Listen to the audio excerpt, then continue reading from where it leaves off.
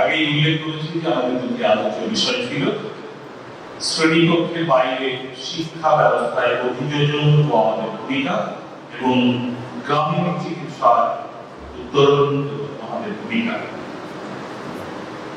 এই দুটি বিষয়ের মধ্যে আমি পাপিয়া সরকার ম্যাডামকে ডেকে নেব যে কোনো একটি অংশগ্রহণ করার জন্য বা যে কোনো একটি বিষয় নিয়ে আলোচনা করব। ধন্যবাদ। বিষয়গুলো তরুণ স্যার অর্থাৎ শব্দলাভ মন্ডল স্যার বিষয়গুলো দিয়েছিলেন। বিষয়গুলো শোনার মানসিকতা নিয়ে প্রস্তুত আছি, বলার মানসিকতাতে নেই বা সেভাবে প্রস্তুতি নিইনি আর কি, মানে বলবো না বলে মানে শুনবো, এটাই আর কি ছিল। সবসময় তো বলি, অনেক বেশি বলা হয়, তাই ভালো লাগছে যে অনুষ্ঠান সূচি অন্যান্য দিনের থেকে অনেকটা সুন্দর এবং ছাত্রছাত্রীদের অংশগ্রহণ সেটা খুব ভালো লাগছে। বিগত একটা সময় আমরা খুব বাজেভাবে কাটালাম করোনা পরিস্থিতির মধ্যে দিয়ে।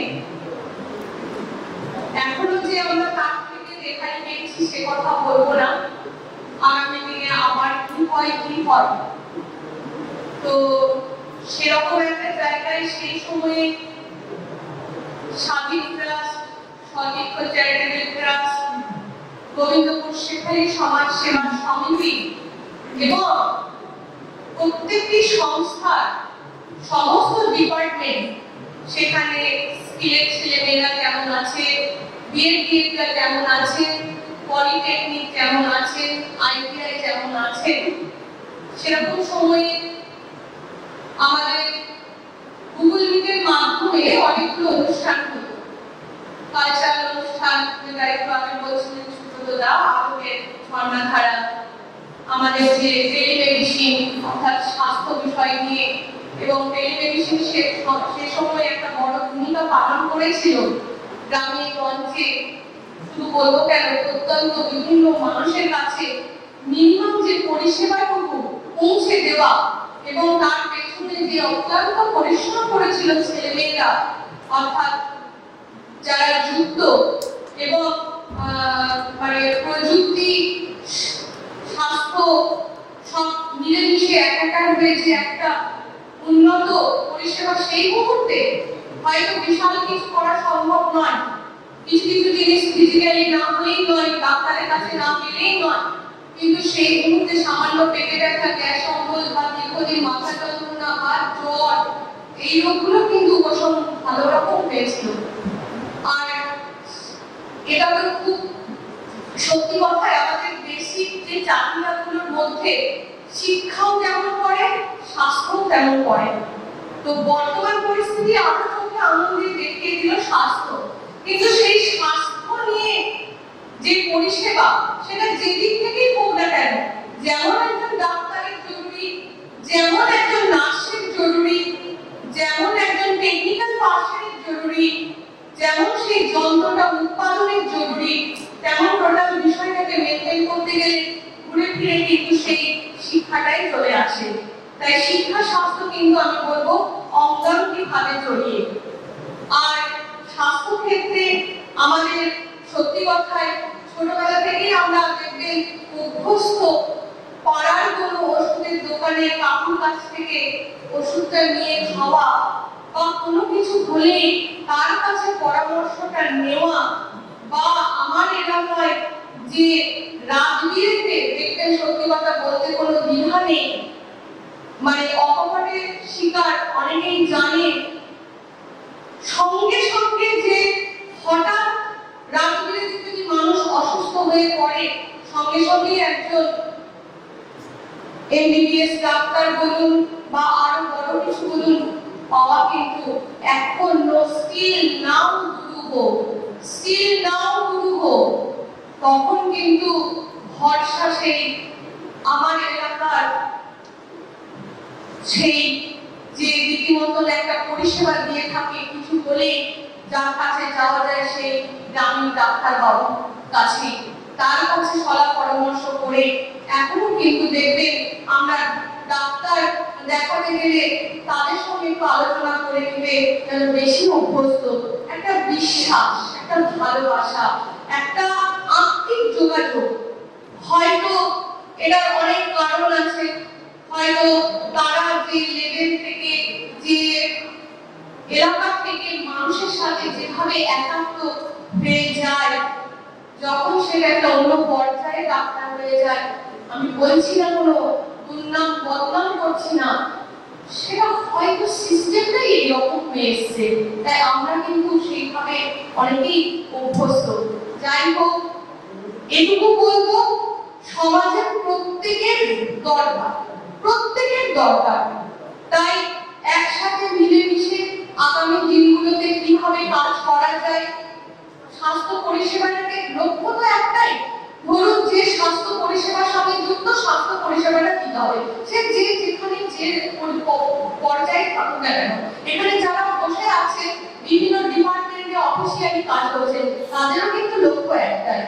আর সরাসরি যারা ডিপার্টমেন্ট নিয়ে বসে আছেন, ধরুন একটা নার্সিং হোম কি একটা হসপিটাল, তো সেখানে তো তাদের ভূমিকা আরো বলবো অপরিসীম। তো সেখানে সবথেকে বড় যেটা আমি মনে করি, যেটা আমার দীর্ঘ 10 বছর বলতে পারেন এই ডাক্তার, নার্স, রোগী, পেশেন্ট, পাবলিকের সঙ্গে যে রিলেশন, একাত্মতা, এটা প্রায় 10 বছর হয়ে গেল যোগ মাধ্যম। তো আমার মনে হয় একটু মিষ্টি করে কথা, একটু মিষ্টি ব্যবহার, একটু ভালো করে তার কথাটা শুনে, হয়তো আপনাকে 5 বার শুনতে হবে, একই কথা 5 বার শুনতে হবে, কিন্তু 5 বার সে একই কথা বলুক, আপনার রিঅ্যাকশন কিন্তু একদম ফুল থাকবে। আমার যেটা ব্যক্তিগত মত, যেটা আমি অন্তত এটাকেই পাথেয় করে কিন্তু চলছি, এবং আমি মানুষের ভালোবাসা পাচ্ছি, আমি এগিয়ে চলছি। আশা করি এইভাবে এগোলে পরে আগামী দিনে কিন্তু যারা এই পরিষেবার সঙ্গে একে একে যুক্ত হচ্ছেন, যে ইয়াং ছোট ছোট মেয়েরা বোনের মতন, আমার কন্যা সন্তানের মতন, তো তারা আজকে যে পরিষেবা দেওয়ার কথা ভাবছে, নার্সিং এ ভর্তি হচ্ছে, প্যারামেডিক্যাল কোর্সে ভর্তি হচ্ছে, অবশ্যই বলবো এটা একটা সেবামূলক কাজ। মানে অবশ্যই আমাদের যে কর্মর যে সংস্থা সেটা থাকবে, সেটা একটা আলাদা পার্ট। পাশাপাশি মানসিকতা, যখন এই মানসিকতাটা তৈরি হয়ে যাবে, অটোমেটিক্যালি মনে, শরীরে, চেহারাতে তার একটা কিন্তু তুতি বেরোবে, একটা ছাপ বেরোবে।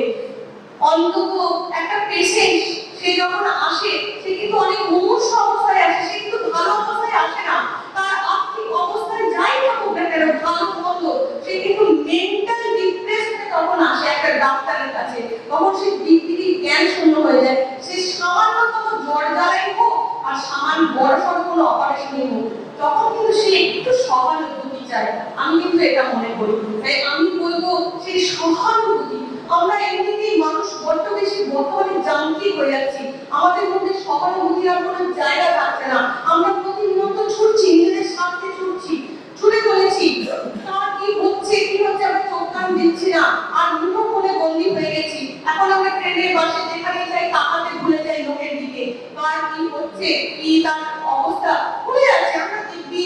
আর কানে যদি গুঁজে নেওয়া হয়, মুখের সামনে যদি একটা যন্ত্র ধরা হয়, তাহলে সে ঢুকে যাবে। আমার তো এক সময় মনে হয় সে পাগল, এক সময় এখন অনেক অভ্যস্ত হয়ে গেছি। হ্যাঁ, তো যাই হোক, এগুলো সিস্টেম, এগুলোকে নিয়ে আমাদের চলতে হবে। তবু বলবো, যারা এই সবেমাত্র প্যারামেডিক্যাল, জিএনএম, যারা আগামী দিনের হবে, মানসিকতা তৈরি করুন, যেন আমরা অন্তত মানবিকতার দরজাটা, সহানুভূতির দরজাটা যেন খুলে রাখতে হবে সর্বপ্রথম, বেশি এটা আমি মনে করি। তারপর তো আপনি যে শিক্ষা নেবেন, যে আপনার কর্মপদ্ধতি, কর্মক্ষেত্র হবে, সেখানে তো আপনি আপনার পারদর্শিতা দেখাবেন। অবশ্যই কদিন আগে ঘুষ করার ঘটনা খবরে বেরিয়েছিল, অলরেডি সেটা হয়েছে। কতটা একটা পৃথিবীতে একটা নতুন সন্তানের জন্ম নিল, সে প্রথম পৃথিবীতে এলো, কি দুর্দশা নিয়ে, কি দুর্বিষহ নিয়ে সে জন্ম নিল। ভয়ে মানে বুকের ভেতরটা শুকিয়ে গেছিল, যে সত্যি এরকম অবস্থা, মানুষ এরকম হয়ে যাচ্ছে। কিন্তু অনেক সময় আমাদের অনেক হাত পা বাঁধা থাকে, হয়তো বলে ওঠা হয় না অনেক কিছু, তবু বলবো সবাই মিলে আসুন, একটা সুন্দর পৃথিবীর স্বপ্ন দেখি। আর যে ক্ষেত্র তৈরি হলো বোলপুরের বুকে বীরভূম জেলায়, অবশ্যই সেটা অনেক বড় পাওয়া আমাদের কাছে। আগামী দিনে এটা বিশ্বের দরবারে নাম করবে, যেরকম ভাবে বিশ্বভারতী একটা এডুকেশনের দিক থেকে নাম করেছে আমাদের বিশ্বের দরবারে, সেরকম ভাবে আগামী দিনে আমরা চাইবো অবশ্যই স্বাস্থ্য ক্ষেত্র যেন বোলপুর বা বীরভূম একটা উল্লেখযোগ্য উদাহরণ হয়ে থাকবো।